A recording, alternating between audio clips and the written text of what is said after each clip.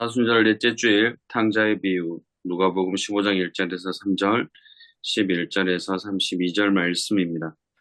모든 세리와 죄인들이 말씀을 들으러 가까이 나아오니 바리새인과 서기관들이 수군거려 이르되 이 사람이 죄인을 영접하고 음식을 같이 먹는다 하더라.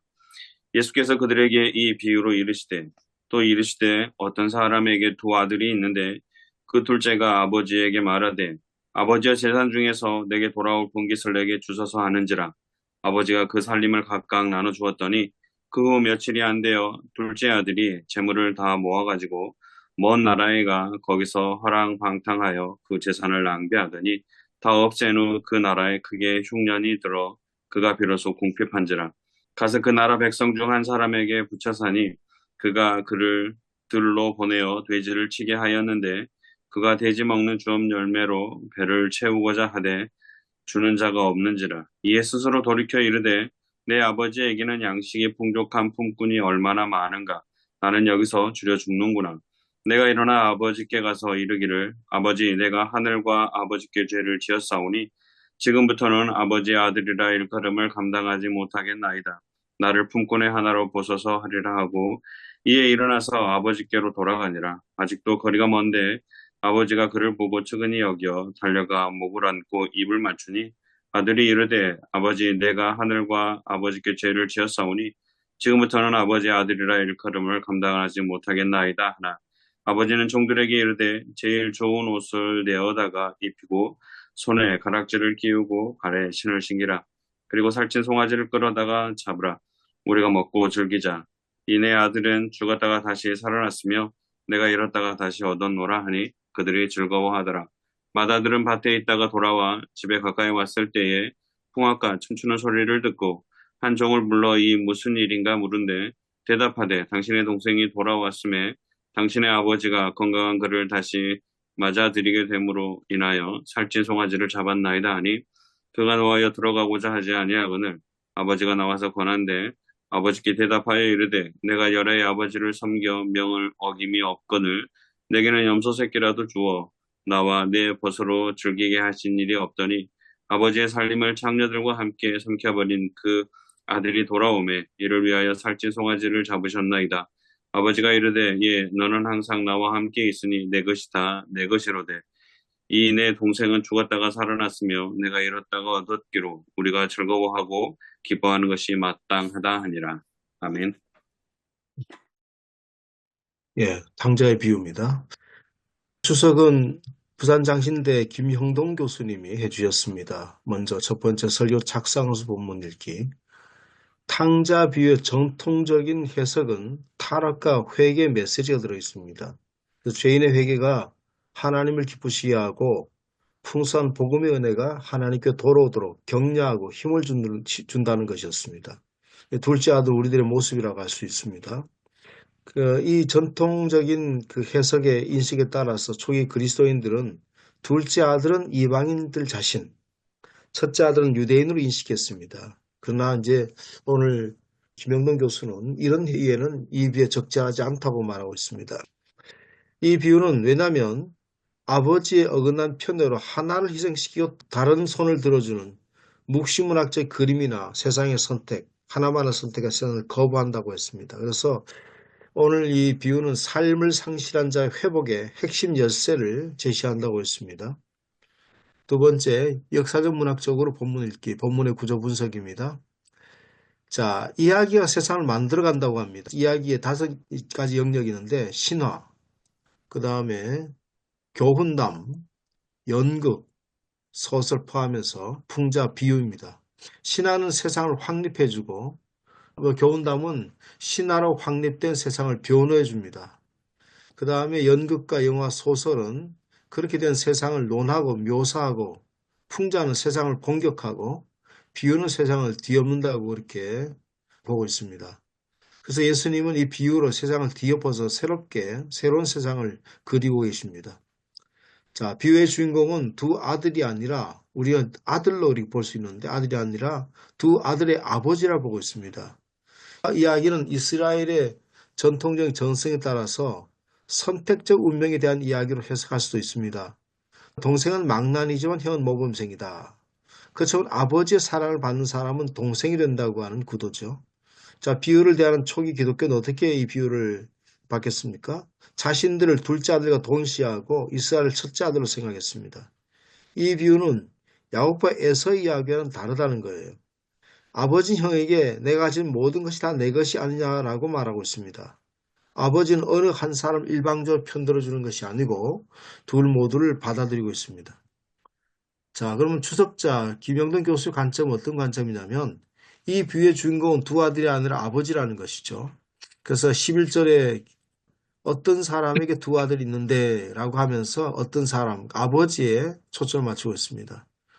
이것은 부모의 편애로 인한 형제 갈등이라는 민간 전승적 요소를 배경으로 하고 있기는 합니다. 왜냐하면 우리 이삭과 리브가 이삭은 에서를 좋아하고 리브가는 야곱을 좋아합니다.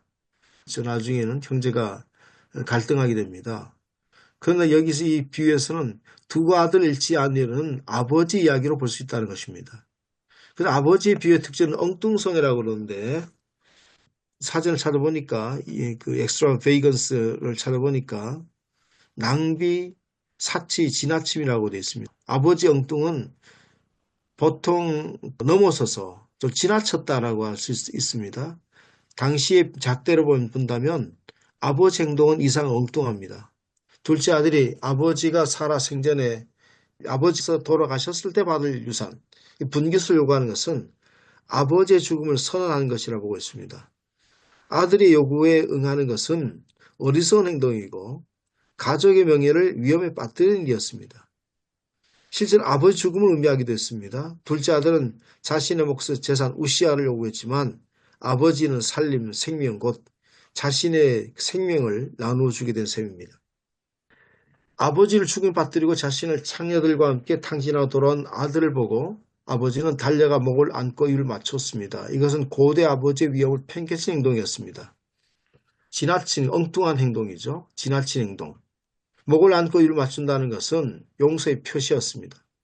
이런 행동은 가부장적인 아니라 모성적인 행동이었습니다. 아버지는 품꾼의 지위로 찬 아들에게 아들의 지위를 회복시켜줍니다. 아버지 행동은 일반 상식을 넘어서 엉뚱합니다. 제일 좋은 옷은 아버지가 입는 자신의 옷입니다. 아버지와 같은 지위를 말하고 있죠. 반지는 권위와 지위를 상징합니다.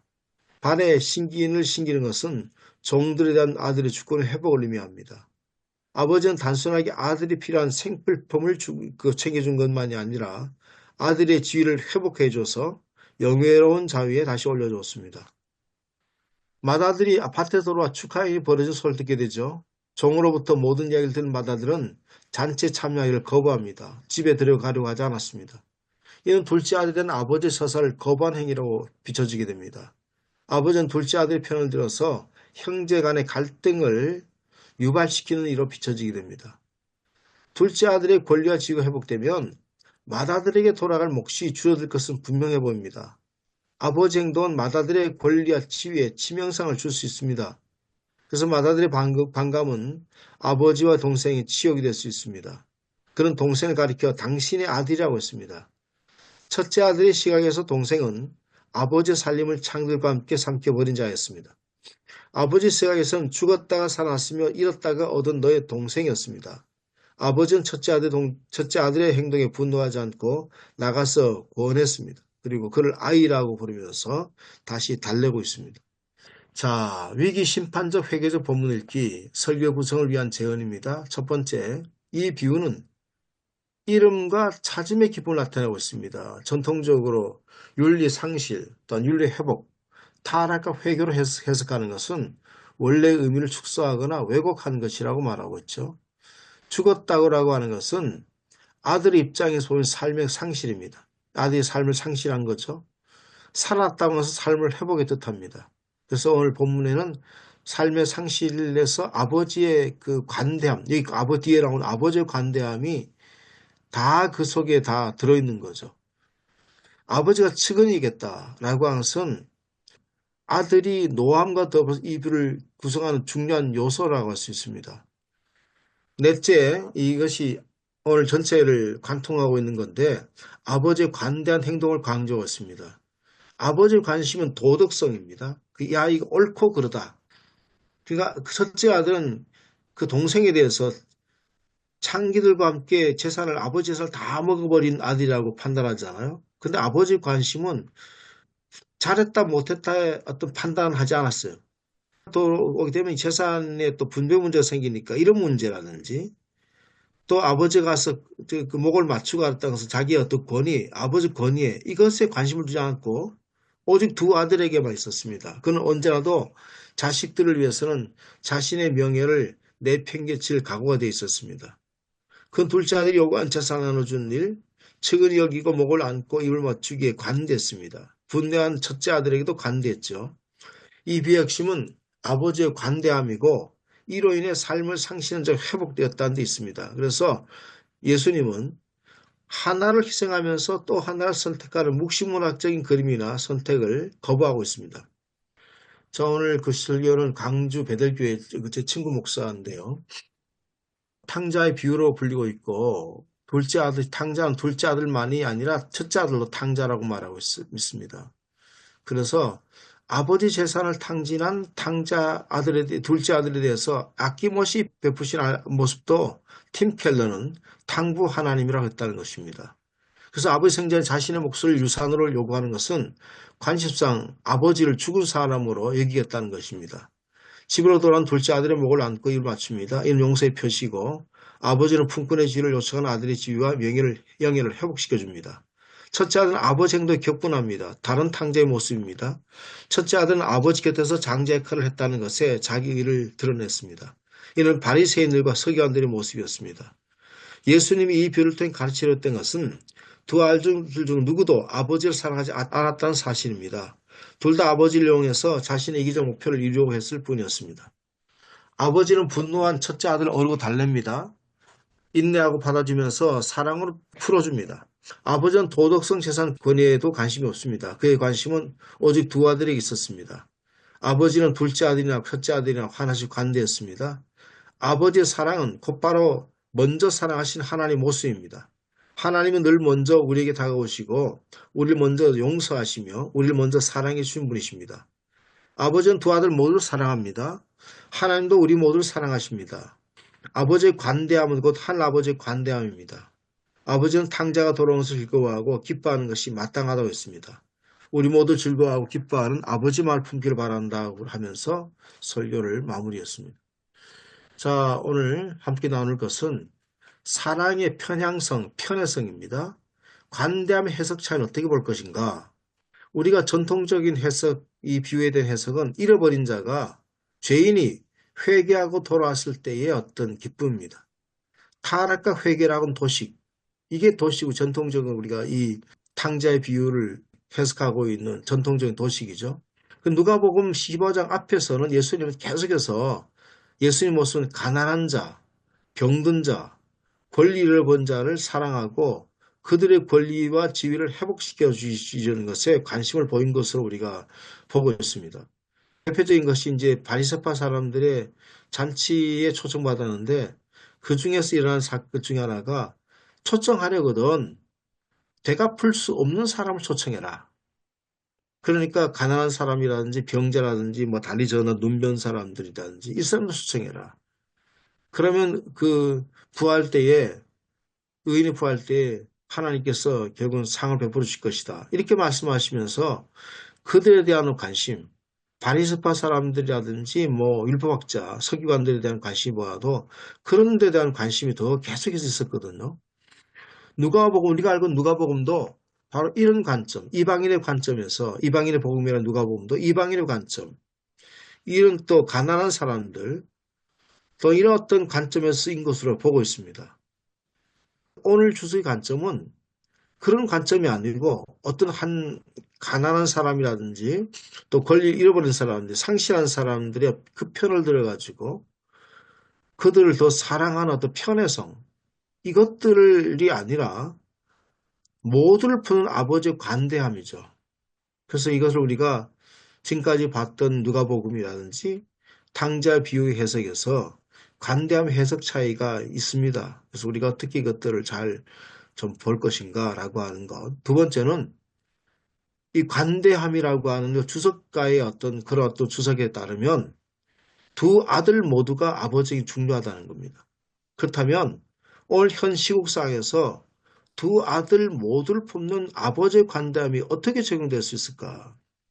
이번 주에 탄핵 소추는 현재 판결이 유력하다고 보죠. 오늘은 뭐 총리 판결이 나올 것이고 판결 전이나 판결 후에도 갈등을 피할 수 없어 보입니다.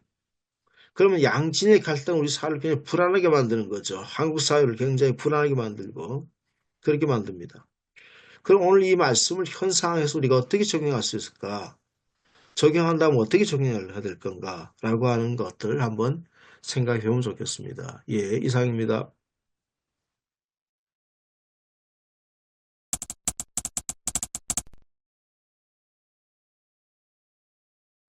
아마 오늘 주석 읽어보셨으면 좀 의아하게 생각하시는 부분이 있을 겁니다. 다름이 아니라 그 제목이 탕자의 비유 이렇게 되어 있습니다. 근데 주석 내용을 좀 보시면 오늘 또 천 목사님 말씀해 주신 내용도 가만히 보시면 제목하고 안 맞다는 그런 생각 좀 들었지 않습니까? 그래서 저도 이제 다시 김영돈 교수님 원래 원본을 제목을 뭘로 주셨나 싶어서 확인해 보니까 역시 탕자의 비유였습니다. 이 서에 있는 제목 그대로 맞습니다. 그래서 이제 오늘 제목은 탕자의 비유로 되어 있는데 실제로 내용상으로는 두 아들을 둔 아버지 비유 이게 더 맞지 않을까 그런 생각이 들거든요. 목사님들은 어떻게 생각하세요? 제가 언뜻 드는 생각은 상자의 비유라고 제목을 붙이긴 했지만 이 제목이 오늘 본문을 잘 말해주는 제목이다 이런 뜻으로 붙인 게 아니고 우리가 흔히 탕자의 비유라고 얘기하는 이 본문을 갖고 한번 생각해 보자. 이런 뜻으로 탕자의 비유라고 얘기하지 않았을까 그런 생각이 들거든요. 아마 저도 이거 그렇게 생각합니다. 예, 그런 뜻을 담으려면 여기다가 그 따옴표를 이렇게 양쪽에 붙여서 이렇게 딱 했으면 의도가 나타날 텐데 마치 그냥 언뜻 보기에는 이 전통적인 제목을 왜 붙였을까라고 생각할 수 있지만 그게 아니라 이른바 탕자의 비유라고 일컫는 그런 이야기를 나눠보자 뭐 이렇게 이런 의미인 것 같아요. 그러면 목사님들 이렇게 지금 읽어보셨으니까 그럼 비유의 초점을 그 아버지에게 두는 걸 다 동의를 하시는 건가요? 오 목사님 얘기처럼 우리가 탕자의 비유를 한번 생각해 보자. 그런 어떤 음, 다시 한번 생각해 보자. 들여다보자. 뭐 그런 어떤 라고 할 수 있지 않겠습니까? 예, 아버지를 중심으로 보는 게 오늘 전체를 봤을 때 다시 보니까 그게 참 타당하다 싶습니다. 예수님 비유 세 가지인데 셋의 일관성을 봐도 이 본문은 아버지 중심으로 보는 게 맞겠다는 생각이 들었습니다. 이 본문을 우리가 2021년 8월 14일 주일 추수감사주일 앞두고 예, 나눴던 본문이거든요. 예.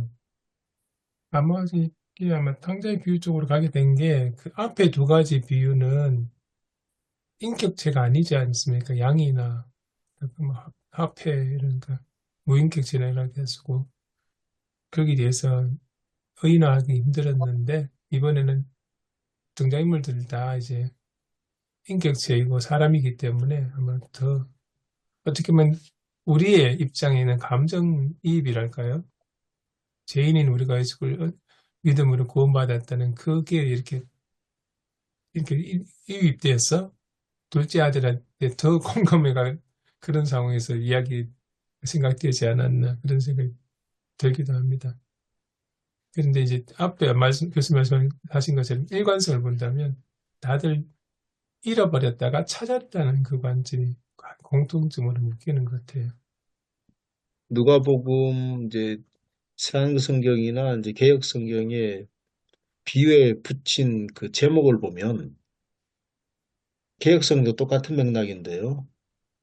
세 가지 비유가 잃은 양을 찾아 기뻐하는 사람, 또 이런 드럭함을 찾아내서 기뻐하는 여자, 그리고 이제 새한글 성경에서도 이런 아들을 찾아 기뻐하는 아버지, 여기에 이제 그 주목하고 있는데, 이 세 가지 비유를 우리가 지금까지는 어떤 그 잃어버린 것에 대해서, 잃은 양, 또 우리가 잃은 드라크마, 탕자, 여기에 우리가 좀 이렇게 많이 초점을 맞추지 않았나 보거든요. 근데 여기서 제목을 붙인 건 그냥 적절하게 붙였지 않겠나 봅니다.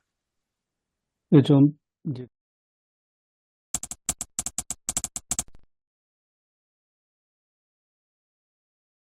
사순절이니까 좀 성급하게 좀 우리가 생각한다면 이 사순절에 우리는 뭐 경건 훈련, 뭐 예수의 고난, 십자가 이렇게 했는데 오늘 이 탕자의 비유 본문은 하나님이 누구신가?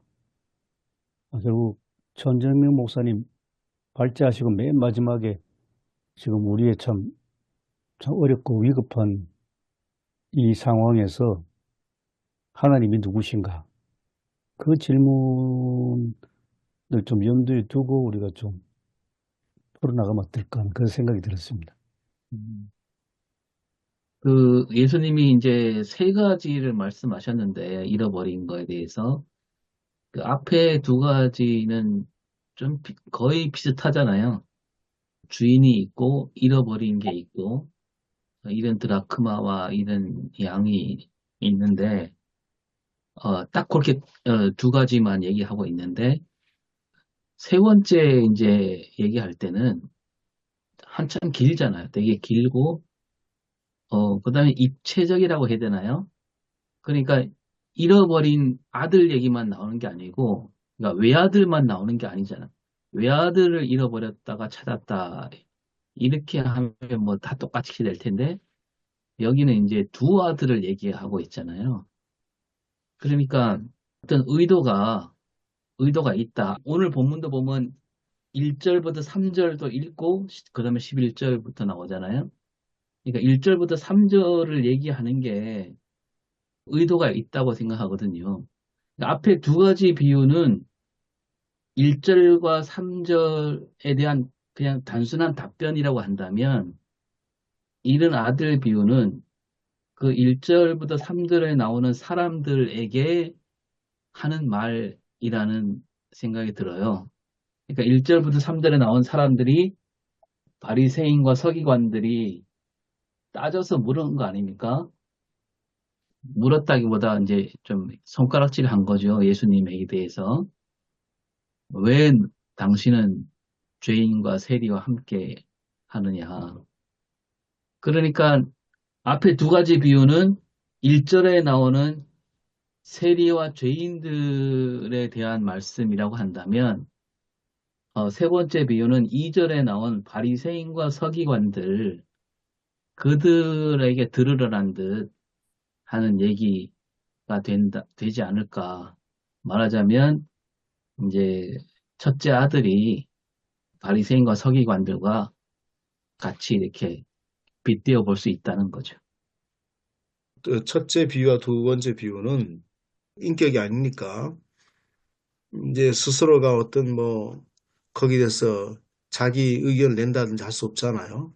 아흔 말에 대한 반응, 또한 나머지 있는 드라크마가 뭐 반응한다든지 이건 없었는데, 세 번째는 서기관과 바리새파 사람들의 어떤 불평에 대해서 그거를 이제 첫째 아들의 그가 서로가 연결시킨다는 거죠.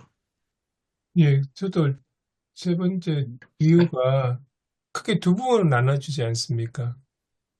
25절부터 첫째 큰아들 이야기가 나오는데 그 앞부분은 앞에 두 개의 비유와 같은 논리로 전개되는 것 같습니다. 제 생각에는. 그리고 25절은 어떻게 보면 앞에서 수군거리고 투덜거렸다는 바리새파 율법학자들 이야기고요. 전반적으로 이야기 중심은 아까 말씀하신 그 하나님에 대한 이해로 생각을 해볼 수 있을 것 같습니다. 앞에 찾아오는 그 세금업자와 죄인들을 향해서 하나님 이런 분이라는 이야기도 하고, 그리고 또 바리새파 율법학자들 등에서 하나님은 이런 분이다 이야기를 하시고 싶어 하셨던 것 같아요. 근데 이제 이야기 전체 흐름상 큰아들 이야기가 나오는 것도 그 바리새파 사람들, 율법학자들이 예수님의 그 하나님에 대한 설명이 불만족하고 투덜거리니까 너희들까지도 하나님께서 품으시는 분이다. 뭐 이렇게 말씀하고자 하는 게 아닐까. 그런 생각이 많이 듭니다. 바리새파 사람이나 또 율법학자들의 어떤 그들의 갖고 있는 기존의 어떤 인식에 따르면 세리라든지 가난한 자들이라든지 이런 사람들은 이제 뭐 도저히 자기들하고는 관계가 없는 사람이죠.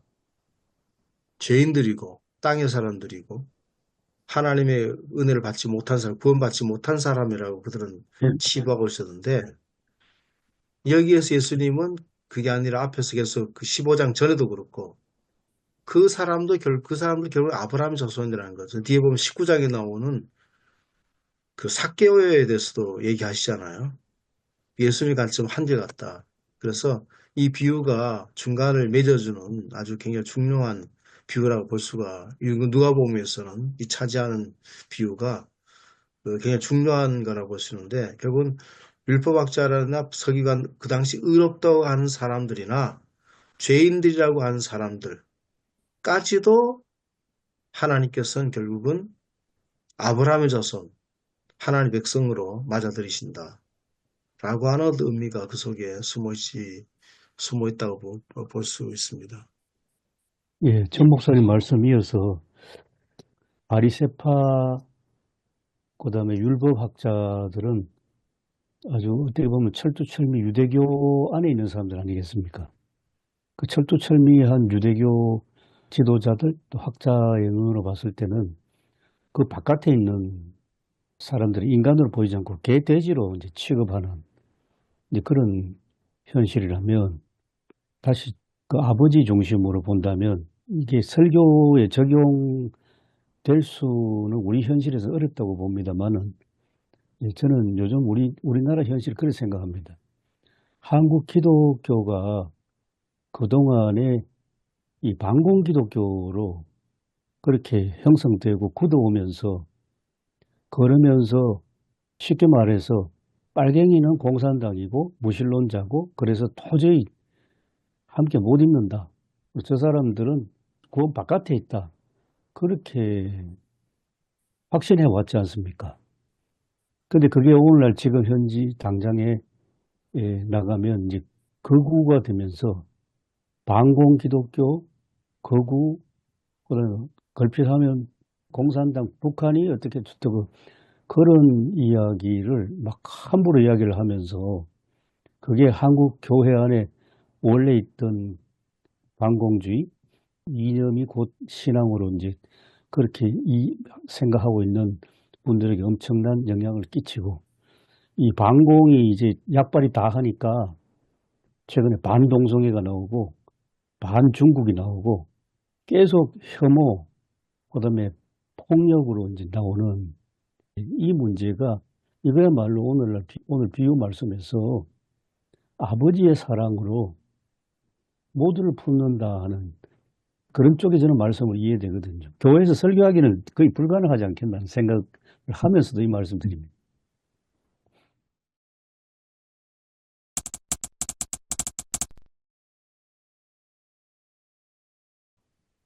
이제 네. 교수님 말씀에 뭐 적극 동감하고 그 앞서서 이제 그 앞에 둘째 아들은 세 번째 비유를 얘기할 때 예수님이 그 앞에 1절에 나온 세리와 죄인들을 향해서 얘기한다기보다 왜냐하면 예수님이 지금 이 세 번째 비유는요, 제가 드는 생각이 수군거리는 바리새인과 서기관들에게 감정이입을 해서 말씀하신다는 생각이 들어요. 왜냐하면 지금 이 둘째 아들이 가출하는 거는 무슨 얘기냐면 세리와 죄인들은 그렇게 둘째 아들처럼 지가 좋아서 나갔다.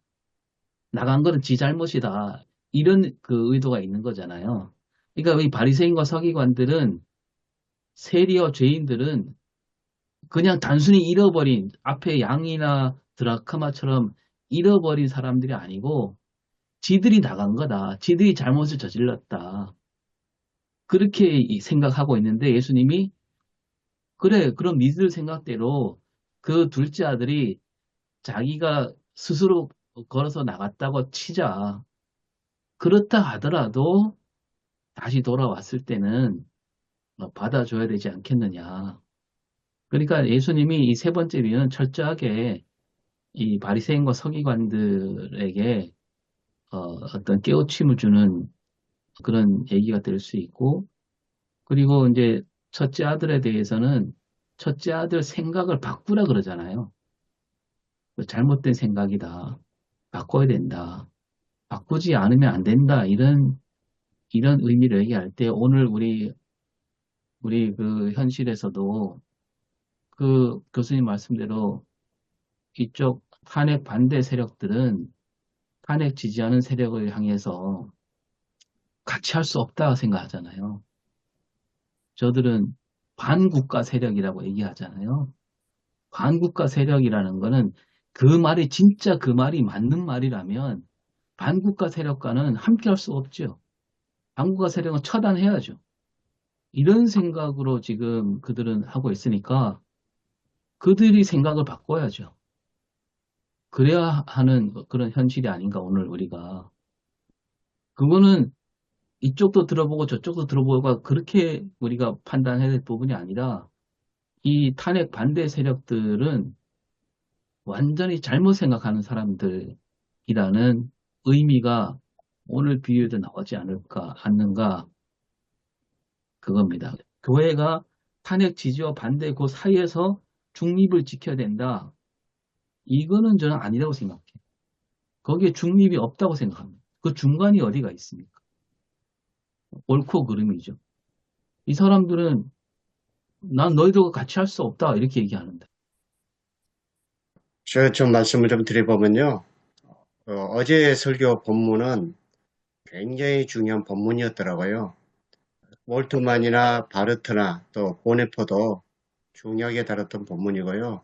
과거와 미래를 다 이렇게 넘나들 수 있는 하나의 그 중심적인 이야기인데, 보네포는 이제 지난주 어제의 말씀을 가지고 독일 교회가 국가주의와 관계된 것에 대해서 굉장히 비판하면서 권력과 그 안일함에 대해서 강조했던 설교였다고 봅니다. 그래서 저는 신앙을 이념화하고 또 정치를 우상화하는 그런 일에 또 우리 서로를 악마화시키는 그런 거에 대해서 교회가 앞장서는 것에 대해서는 하나님의 심판을 받을 수 있다.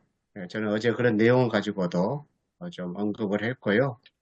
오늘 말씀도 이제 그와 관련되기도 하겠지만 바리새인과 서기관을 이제 두고 하신 말씀이라고 이제 본문은 누가복음 이야기 하잖아요. 그런데 예수 그리스도라고 하는 옛날 영화가 있어요. 이제 예수님의 전생애를 다루고 있는 그 영화가 있는데 이 영화 속에서 예수님께서 이 비유를 이야기를 하십니다. 이 비유를 탕자 이야기를 하시는데 어떤 상황에서 이제 이걸 하시게 되는 게 이제 중요하잖아요. 네, 그 영화를 보게 되면은 마태하고 베드로가 사이가 굉장히 안 좋습니다. 왜 그러냐면은 베드로가 고기를 조금만 잡으면은 마태가 와서 계속 세금을 뜯어가잖아요. 당시에 그 로마가 거둬간 세금은 전체적으로 합하면은 거의 뭐 40%를 떼갔으니까 백성들로서는 정말로 힘든 그런 삶이죠. 그래서 이제 앙숙 관계인데 예수님이 마태를 만나가지고 내가 너희 집으로 가겠다. 그래서 이제 마태의 집을 가시잖아요. 근데 그 베드로가 따라가고 싶지 않은 거예요. 진짜 받아들이고 싶지 않은 거죠. 그래서 이제 같이 못 가겠다 그래서 막 굉장히 반항을 하거든요. 베드로가. 근데 이제 예수님께서 이제 혼자서 마태의 집을 가십니다. 그 다음에 이제 어슬렁거렸던 이제 제자들이 이제 뒤에 이제 슬금이 이제 어거지로 가다시피 해서 이제 마태의 집에를 가죠. 마태의 집에 이제 문 밖에 베드로가 서 있는데 그때 이제 예수님과 눈이 마주칩니다. 그리고 예수님이 이제 그때부터 탕자 이야기를 하세요. 탕자 이야기를 쭉 하시면서 이제 베드로가 그 말에 굉장히 찔려요.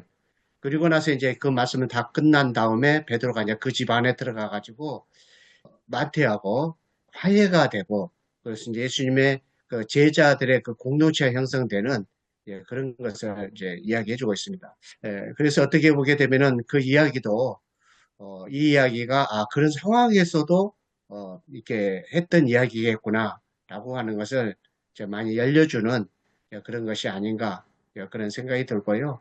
아무튼 이제 큰 아들도 중요하고 또 둘째 아들도 중요하고, 이제 그런데 아무튼 이제 이 말씀 우리가 이제 사순절 속에 이제 접하게 되니까 이제 저희가 중요한 것은 삼위일체 하나님의 케노시스, 자기 비움, 이제 이 말씀의 맥락으로 보는 것이 중요하지 않느냐, 이제 그런 생각이 들고, 또 그 지난주의 말씀 중에 감당할 만한 시험을 주신다, 하나님의 신실하심에 대해서 이야기했잖아요.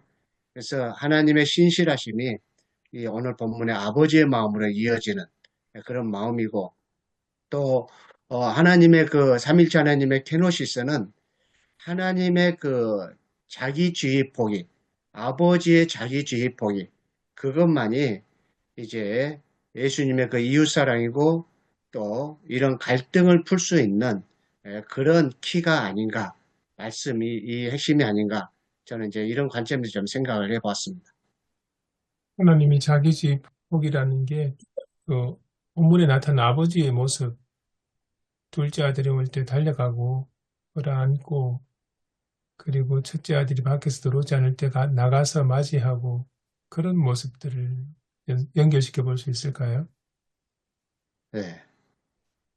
제가 그 이야기는 보다도요, 하나 더 좀 하고 싶은 이야기가 헨리 나우엔이지 않습니까? 네, 헨리 나우엔이 탕자의 그 비유라고 하는 럼브란트의 그림 있잖아요. 네. 그걸 이제 보고는 자기의 그 교수직을 포기하고 이제 장애인들과 함께 생활하는 그런 삶의 결심으로 변화됐다고 이야기합니다. 그러니까 헨리 나우엔이 그 럼브란트의 탕자의 그 귀환에 대한 그런 이제 이야기, 그림이 보면은 굉장히 그 안에 그 하나하나가 굉장히 깊이가 있거든요. 아버지는 다 나이 들으셨고, 또 눈이 다 멀으실 정도로 앞이 잘 못 보시고, 그리고 신발 하나는 벗었고, 그리고 이제 껴안는 모습은 절대로 내가 내 아들을 놓지 않겠다고 도망가지 못하게 꼭 껴안으시는, 예, 그러한 이제 그 아버지, 예, 그런 모습들을 이제, 예, 아무튼 아버지의 초점이 돼 있죠. 그런데 그 헨리 나우엔이, 예, 그것을 보고 자기의 그 교수직을 사임하고, 그리고 장애인들과의 공동체 생활로 들어가시게 되고, 그리고 이제 탕자의 귀향이라고 하는 책도 출판하기도 했다고 이야기합니다. 그래서 이 탕자의 이야기가 헬린나우에게는 그 하나님의 자기주의 포기, 또 하나님의 그 케노시스, 그것을 자기의 삶으로 이렇게 빚어낸 것이 아닌가, 좀 그런 생각이 들고, 사실상 이제 이것이 아까 교수님 말씀하신 대로 그 한국 사회가 통합이 되기 위해서는 좀 이렇게 자기 비움, 이런 것들이 좀 없어지면 안 된다, 예, 그런 생각이 좀 듭니다. 그 목사님의 그 자기 비움, 하나님의 자기 비움, 예, 그게 이제 우리가 조금 추가되면 좋겠다 생각했는데, 아버지가 이제 자신의 위신이라든지 도덕적인 판단까지도 버리잖아요. 아들이 잘못했다, 못했다, 뭐. 보통 우리 가부장적인 사회나 네가 왜 그러냐 그렇게 얘기했을 법 하지 않습니까? 어떻게 네가 그럴 수 있느냐 그렇게 얘기할 수 있는데 그런 것들도 다 결국은 이제 버리고 그 다음에 이 사건이 아들을 그 맞아들였을 때 미치는 가족과의 관계 이런 것도 생각하지 않았고 이게 자기 어떤 체면도 생각하지 않았다는 거죠. 철저하게 다 버렸다는 거죠. 그러니까 관대함을 얘기하기 전에 자기를 천천하게 버린 그 아버지의 모습을 좀 부각시키면 좋겠다 보거든요. 그럼 우리가 오 목사님의 관점에 본다면 우리가 탄핵이든지 탄핵도 반대든지 간에 일단은 자기 비움이 필요하다. 그러니까 자기 비움이 없으면 결국은 아무 현상이 일어나지 않는 거죠. 그러니까 이제 저도 교회 와서 우리가 이제 이 지역은 거의 뭐 성향 자체가 그러니까 제가 거기에서 그 자체를 버려야 된다라는 얘기를 자꾸 강조하거든요. 워낙 뭐 그것이 강구하니까 이쪽 지역에는 우리가 그 생각 자체를 버려야 된다. 생각 자체를 버려야 된다라고 하는 얘기를 계속 제가 강조를 했습니다. 뭐 제가 지금까지도 계속해서 강조하고 그 생각을 버려야 된다. 아니 누구든지 그 생각을 버리고 새롭은 생각으로 결국은 이걸 바라봐야 된다. 라고 아버지의 관대함을 바라봐야 된다. 그러니까 자기 비움이 있어야 결국은 아버지의 관대함이 이해가 된다는 거죠. 근데 자기 그걸 갖고 있으면서 아버지의 관대함으로 넘어가기는 조금 그렇게 쉽지 않겠다 봅니다.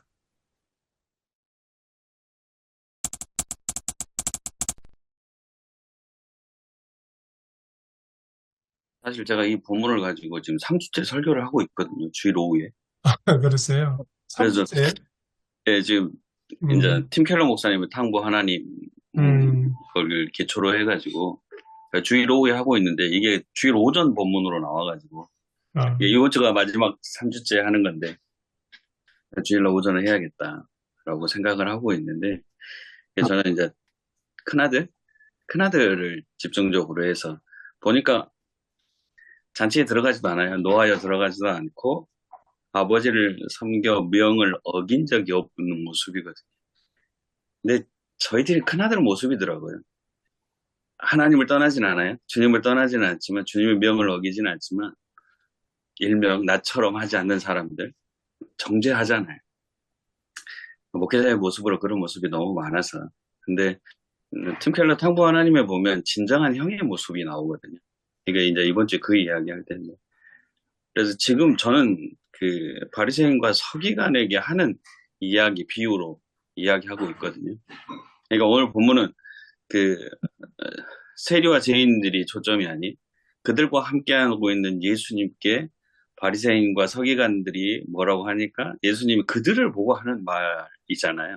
그러니까 저는 그렇게 봤고, 그러니까 그쪽에 초점을 맞춰서 이야기하다 보니까 큰형을 집중적으로 이야기를 했어요. 이제 저희 교회는 43년 됐고 교회를 거의 30년 이상 다니셨던 분들, 그러니까 새가족들, 그리고 믿음이 약한 분들을 바라보는 눈이 거의 첫째 아들 눈이거든요. 첫째 아들을 집중적으로 해서 진정한 형의 모습은 뭐냐.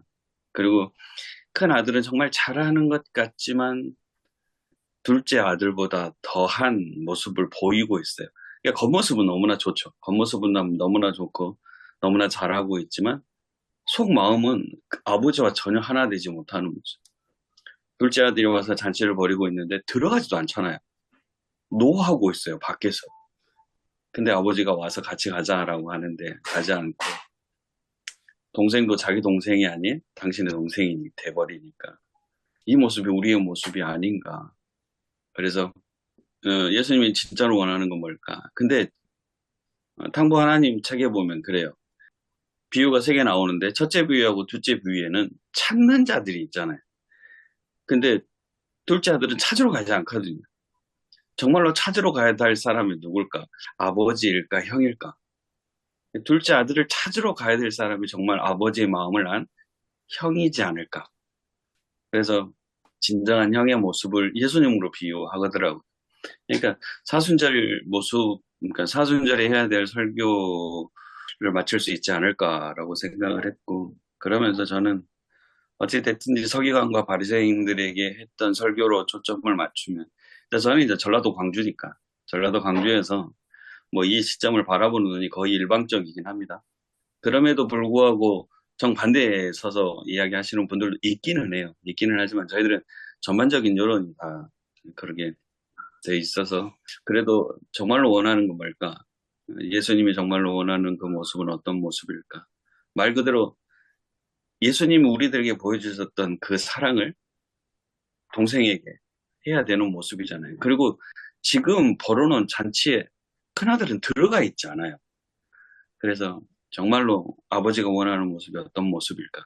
그 잔치에 함께하는 모습이지 않을까라는 생각을 하거든요. 그래서 저는 이제 주일 오후에 할 설교를 주일 오전에 바꿔서 해가면서 예수님이 진짜로 원하는 형의 모습과 예수님께서 베풀어 놓으신 이 잔치에 함께 해야 되지 않을까. 첫째 형의 모습이 아닌 정말 주님이 우리들에게 보여주셨던 그 사랑을 회복해서 내가 해야 될 모습이 어떤 모습인지 다시 한번 생각해 보자고 그렇게 설교를 준비하려고 합니다. 예, 저는 특히 관대함에 관해서 이제 좀 초점을 두고 그렇게 이제 생각을 하고 있었다가 문 목사님이 이제 자기 비움에 대한 얘기를 좀 하셔서 여기 굉장히 관대함은 결국은 자기 버림이 있지 않으면 아버지처럼 자기 버림이 있지 않으면 관대함이 나오지 않는다는 거죠. 그러니까 둘째 아들이 잘못했다. 네 또 첫째 아들이 네가 형이 돼가지고 그러면 되냐. 이렇게 얘기하지 않았다는 거예요, 아버지가. 도덕적인 판단도 하지 않았다는 거죠. 형이 네 동생 사랑해야지. 그렇게 동생이 얼마나 불쌍하냐. 이렇게 말하지 않았다는 거죠. 그래서 우리가 관대함이라고 하는 것은 철저하게 자기 비움이 있어야 된다. 도덕적인 판단들도 유보해야 되고 어떤 것도 자기 어떤 유형이나 위신도 버려야 되기 때문에 우리가 결국은 그런 것이 우리가 사회적인 통합이 있으려면은 누구든지 갖고 있을 기존의 생각을 한번 바꿔야 된다는 거죠. 기존의 생각을 완전히 버리지 않으면 절대로 받아들일 수 없다는 거죠. 어느 편이든지 간에. 어느 사람이든지 간에. 그래서 우리가 자기 지금 뭐 판결이 어떻게 나올지 모르겠습니다. 주직이 나올지 안 나올지 모르겠지만 상관없이 정말 우리가 사회 통합과 교회 안의 어떤 통합을 하기 위해서는 진정한 어떤 새롭게 생각하는 처음부터 출발한 어떤 그런 것이 있어야 된다. 그래야 서로가 통하고 간대함이 나온다라고 하는 그런 어떤 구도로 한번 말씀을 준비하면 어떻겠나 그런 생각합니다. 저는 이제, 탕자가 주인공이 아니고 아버지가 주인공이다라고 하는 말에, 안에 들어있는, 어떤 좀 잘못된 길로 가기 쉬운 게 뭐냐면, 아버지 사랑, 하나님 사랑을 너무 지나치게 얘기하다 보면, 무슨 얘기가 되냐면, 우리가 이제 큰 틀에서 보면요, 우리 모두가 탕자라고 할 수 있죠. 크게 보면, 모든 사람이 죄를 지어서 하나님을 떠난 게 되는 건데, 그러나 적어도 이 비유 안에 들어갔을 때는, 이 비유로 들어갔을 때는, 작은 아들이 자기 스스로 이제 아버지 집을 떠난 거잖아요. 근데 이게 뭐냐면 아까 잠깐 말씀드린 대로 지금 바리새인과 서기관들은 죄인과 세리를 향해서 뭐라고 얘기하냐면 니들은 니들이 잘못해서 죄인이고 몹쓸 놈들이다. 니들 잘못이다. 이렇게 얘기한 거를 예수님이 받아갖고 그래 니들 생각대로 설사 그 둘째 아들이 자기 잘못으로 자기가 뭔가 잘못해갖고 떠났다고 할지라도 하나님은 그 사람을 품으신다. 하물며 지금 니들이 손가락질하는 세리와 죄인들은 오히려 너희들이 버린 거 아니냐. 너희들이 손가락질하고 너희들이 따돌린 건데 뭐 이런 의미가 우리가 있어야 되지 않나라는 생각이 들거든요. 그래서 우리 이상훈 목사 말씀대로 저는 이 바리새인과 서기관들에게 주시는 그 메시지로 우리가 더 집중해서 이렇게 말씀을 나누어야 되지 않을까 그렇게 한번 시도를 하려고 합니다. 아까 제가 말씀드린 영화 부분 이야기 했었잖아요. 세리 마티하고 베드로와의 관계. 이게 이제 어떻게 보면 갑을 관계라고 생각했을 때에 세금을 걷는 데 있어서는 갑을 관계의 갑은 마태가 되고요. 또 예수님 제자 공동체에 들어갔을 때의 갑은 베드로가 되고요. 그래서 어떤 포지션에 따라 가지고 내가 탕자의 포지션이 있을 수도 있고 항상 내가 또 어떤 포지션에 들어가 가지고 큰아들의 포지션에 있을 수도 있고 늘 우리는 어느 포지션에 있냐에 따라 가지고 이 두 개를 다 가진 속성을 가진다고 생각을 합니다. 근데 예수님 말씀 속에는 그 아버지를 떠난 큰아들은 죄인이고 아버지를 떠난 탕자도 죄인이고 저는 이제 그렇게 좀 봐야 된다고 생각을 하고요. 그러나 이제 두 아들을 다 품기 위해서 그 아버지는 얼마나 그 사랑을 하셨는가. 그러나 가난하고 소외된 자에 대한 편향성, 그것도 가지고 있으시지만, 그러나 그 관대함으로 또 관대하는 말을 하셨으니까 다 이렇게 품으시는 아버지의 사랑, 그것을 좀 이제 좀 이야기했으면 어떨까. 좀 그런 생각이 좀 들고요. 아무튼 그 사순절 종료주일로 좀 연결시키는 그런 설교가 됐으면 좋겠다. 좀 그런 생각을 해봅니다. 제가 자꾸 이의를 제기해서 죄송하긴 한데요. 이제 관대하다 그랬는데 아버지는 큰아들까지 품지 않았느냐라고 얘기하는데 그 32절에 보면 아버지는 큰아들이 생각을 바꾸기를 바라고 있습니다. 우리가 즐거워하고 기뻐하는 것이 마땅하니라. 이 뭐냐면 너는 왜 즐거워하고 기뻐하지 않느냐. 이거 책망이거든 사실은요. 그렇게 해야 된다. 네 생각을 바꿔라. 그냥 무조건 그래 네 생각도 들어보니 일리가 있네 이게 아니거든요. 우리가 여기에 좀 더 초점을 맞춰야 되지 않나 생각이 듭니다. 그러면 오 목사님의 그 생각은 이제 어느 한 편을 이렇게 해라라고 한 것보다도 아버지 갖고 있는 근본의 생각은 이런 상황에서는 정말 그 돌아왔는 걸 기뻐해야 되지 않겠나. 그게 옳다는 거죠. 우리가 강조할 부분은 어느 편을 얘기하는 것보다도 진짜 우리가 하나님 이거 성경에서 뭘 말씀하고 있는 건가? 성경에서 뭘 우리 얘기하고 있냐? 옳은 게 뭔가? 성경의 가르침이 뭔가를 올바르게 전해주는 것이 우리 역할이 않겠나 봅니다. 근데 헌재 재판관들이 저는 말하자면 뭐 본의 아니게 여기서 보면 우리가 빗대서 보면 어떤 아버지 쪽에 서 있다고 볼 수 있잖아요. 그러면 그 헌재 재판관이 볼 때 누가 큰아들 입장이냐? 그게 딱 나오지 않습니까? 헌법재판소 재판관이 아버지라고 하기엔 조금 대입하기는 좀 그렇지 않을까요? 네. 아니 꼭 그렇다는 게 아니라 말하자면 그런데 지금 뭐 누가 그러면 아버지 쪽에 있을까요? 아버지는 우리가 돼야 되는 거죠. 우리는 한국교회가 아버지가 돼야 되는데 지금 한국교회는 네, 큰아들 쪽에 더 가까운 것 같아요. 한국교회가 예, 그렇죠. 한국교회가 아버지가 역할을 해야 되고 특히 우리 목회자가 뭐 우리가 목사가 그 역할을 해야 하지 않겠나 봅니다. 다 또 그런 거 하는 거 아니고 우리라도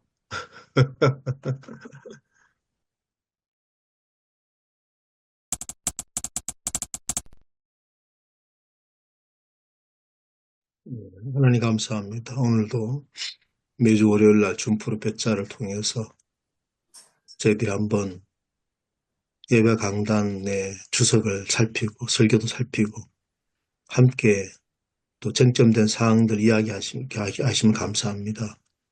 서로 나누는 가운데 속에서 우리 안에 계신 하나님의 이 성령 역사를 통해서 하나님 말씀이 바로 또 이렇게 선포되게 하시고 또한 이 첨예한 갈등 속에 있는 이 사회 속에서 어떻게 우리가 하나님 나라를 온전히 선포할 것인지를 생각하는 우리 목회자이 되게 하소서. 예수님의 이름으로 기도드립니다. 아멘. 아멘. 아멘. 수고하셨습니다. 수고하셨습니다. 예.